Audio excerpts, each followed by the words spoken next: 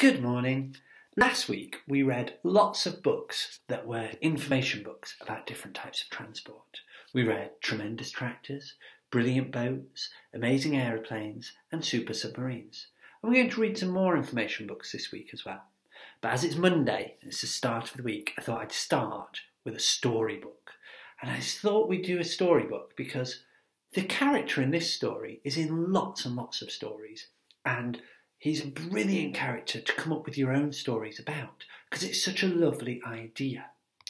And that character is Thomas the Tank Engine. As you can see, this is a very old Thomas the Tank Engine book. He's been around for years and years. And actually, this one is from when I was a little boy. We've got lots of stories in here, but we'll just read the first one, and that's Thomas in Trouble. There is a line to a quarry at the end of Thomas's branch line. It goes for some distance along by the road. Thomas was always very careful there, in case anyone was coming. Beep, beep, beep, he whistled. Then people got out of the way, and he puffed slowly along, with his trucks rumbling behind him.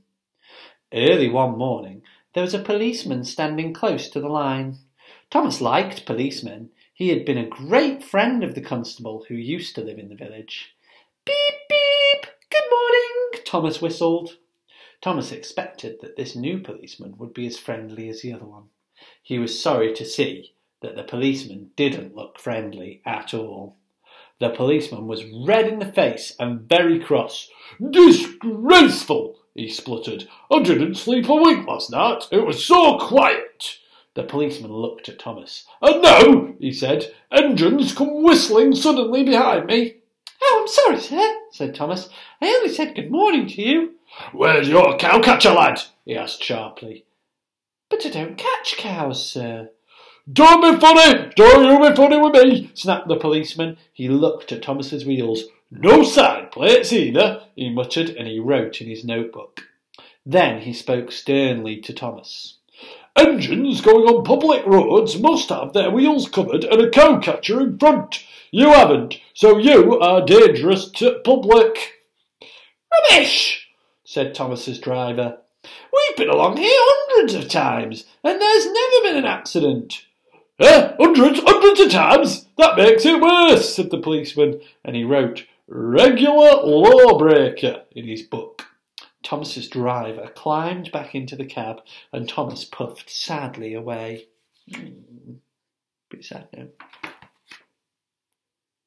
The Fat Controller was having breakfast.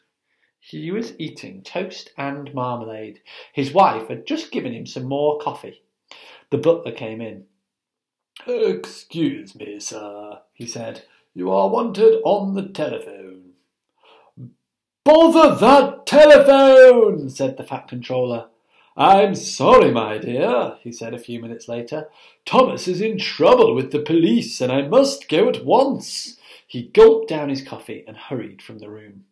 At the station, Thomas's driver told the Fat Controller what had happened. Dangerous to the public indeed. We'll see about that, said the Fat Controller. The policeman came onto the platform, and the Fat Controller spoke to him at once. But however much the Fat Controller argued with him, it was no good. Tit law is tit law, said the policeman, and we can't change it. The Fat Controller felt quite exhausted. I am sorry, he said to Thomas's driver. It's no use arguing with policemen. We will have to make those cowcatcher things for Thomas, I suppose. Oh, but everyone will laugh, sir, said Thomas sadly. They will say that I look like a tram. The Fat Controller stared at Thomas, and then he laughed.